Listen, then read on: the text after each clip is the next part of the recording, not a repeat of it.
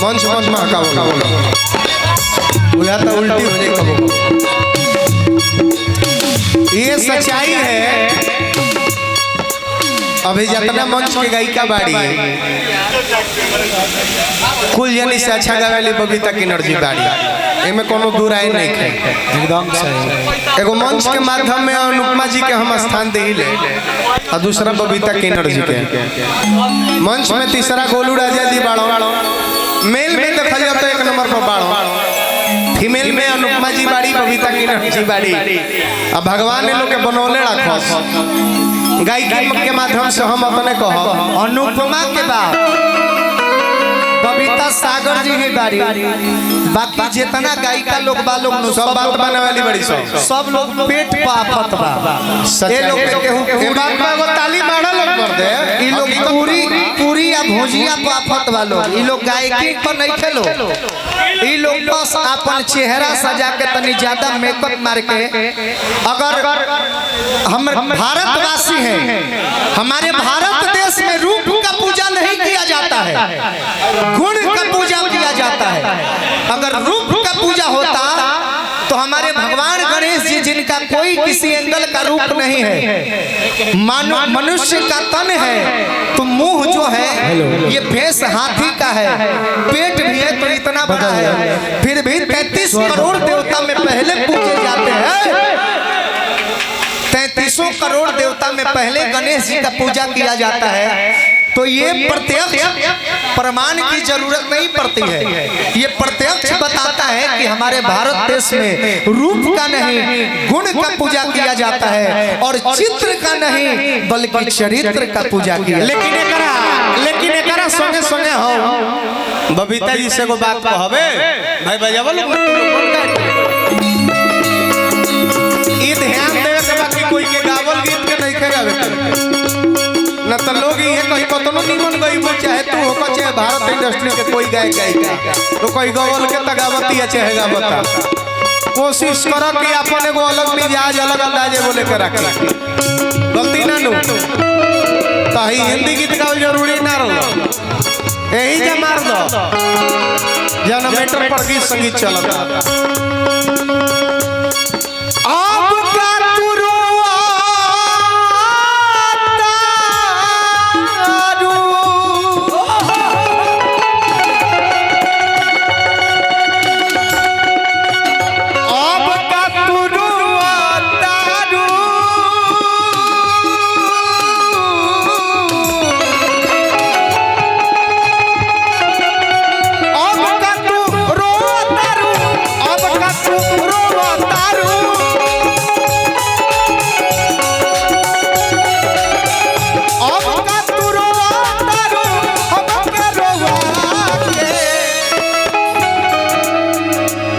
जा जान खुश रही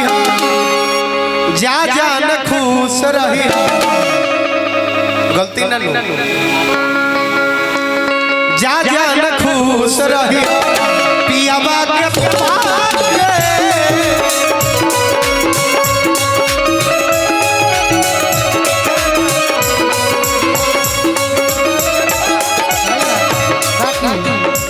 प्रद्युमन परदेसी जी रवा खातिर कौन लाई किस भइल बाबा प्यार लागता,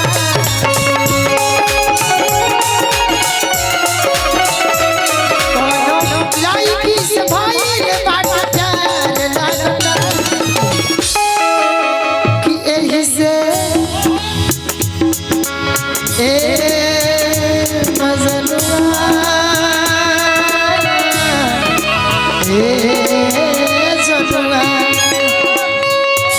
कौन लाई किस भाई बाबा प्यार लागता, कौन लाई किस भाई बाबा प्यार लागता,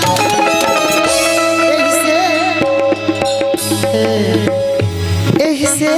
चेहरा पर चढ़ल खुमार लागता।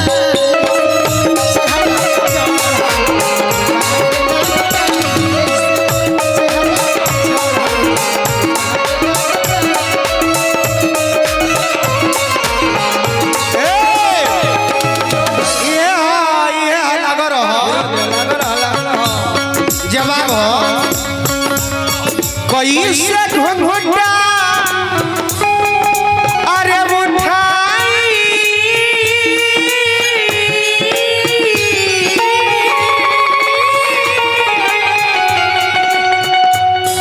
हम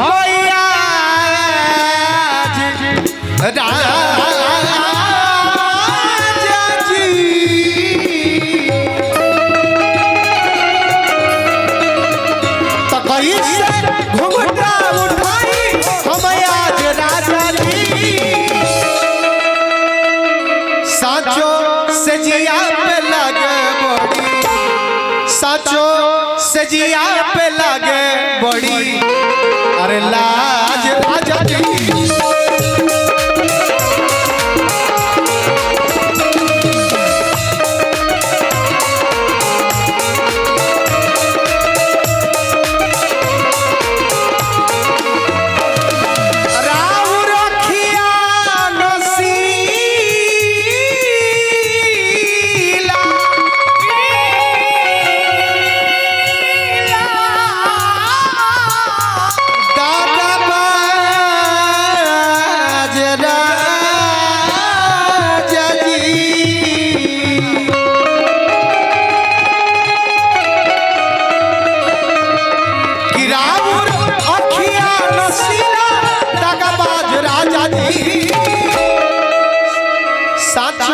सजिया पे लगे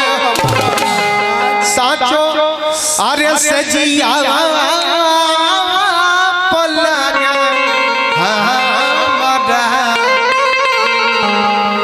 अरे लाज राजा जी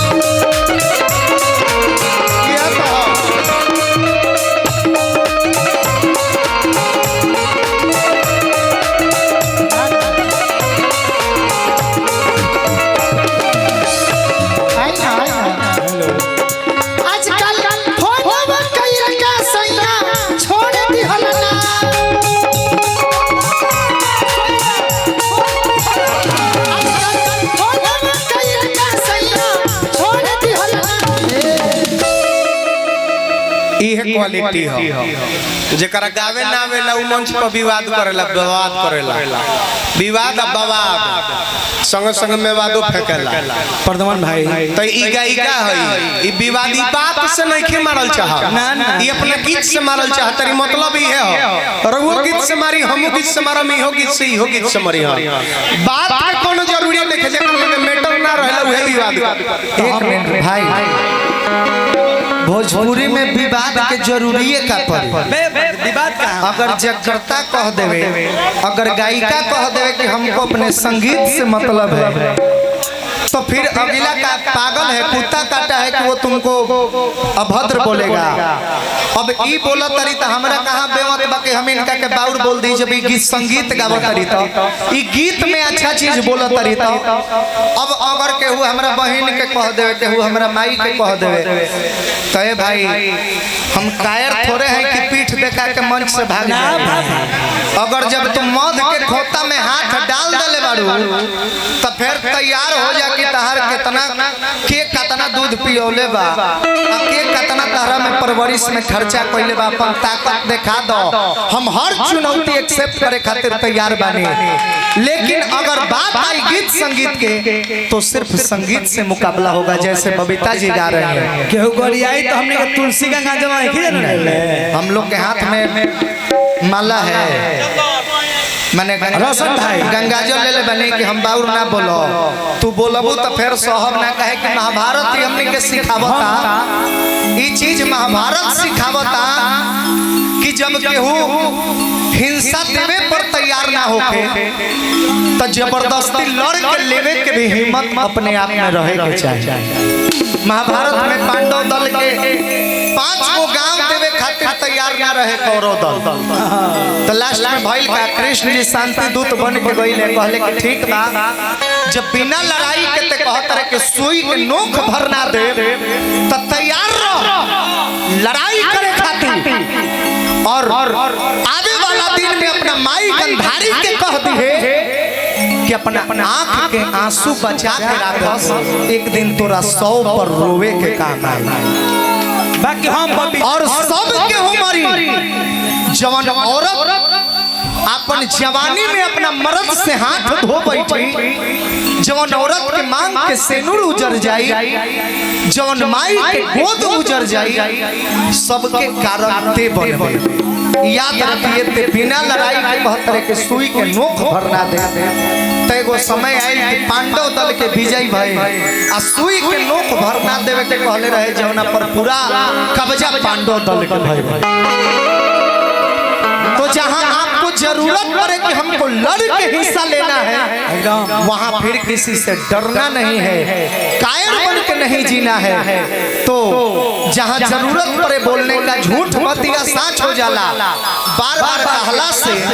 आ साचो बतिया झूठ हो जाला चुपचाप रहला से। तो जानबूझकर कोई विवाद खड़ा नहीं करता है। अगर सामने वाला चुनौती दे रहा है तो हम कायर नहीं है जो कि एक्सेप्ट करने से मना कर कहीं को गायिका के देखता नहीं मंच पर विवाद करत रही सब गायिका से कहत रही सब कि तू हमार भैया हो, हम तहार बहिन हो, हम तो खोजो तनी दिए बर के उसन गायिका लोग के। अरे ते गायिका बड़े तेरे गावत अड़े कोनो भारे के साथे गाना गावे के पड़े। बहिन हो तो घरे रह, सावन में आई बेटा राखी बनी हो। तुम एक्ट्रेस हो, हम एक्टर हैं। यहाँ पे मंच है, यहाँ पे कोई भाई बहन नहीं, एंटरटेनमेंट है। रोज यहाँ पे एक कलाकार, आप अपना गाना पूरा करिए। बबीता जी खाती है कलम को कब रहे रंजीत भैया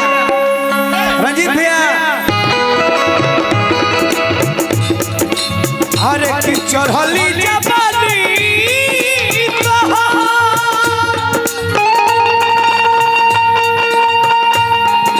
अरे होई कालन बा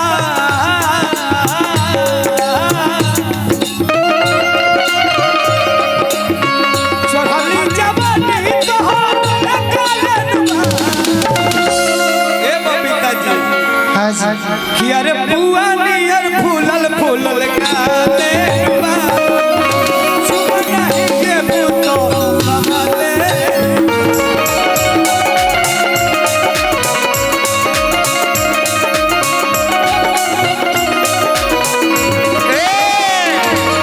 अनुरोध जी गाना बहुत पहले गावे वाला गोले रहे कि कहां बाड़ू हो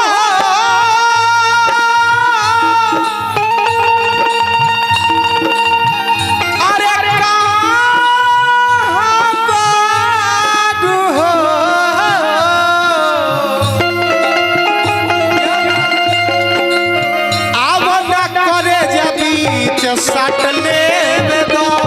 चुमल के आधा गाल काट ले दो।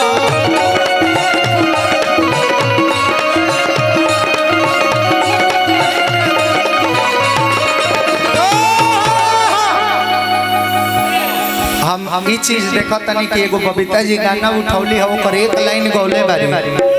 अभी दूसरा लाइन ओकर पूरा नहीं की कइले त गायिकावा भी यही से खिसियाली सा कि मेल गायक लोग जवन होला वो अपने गावे के फेर में लग जाला। तो एक बात समझ लीजिए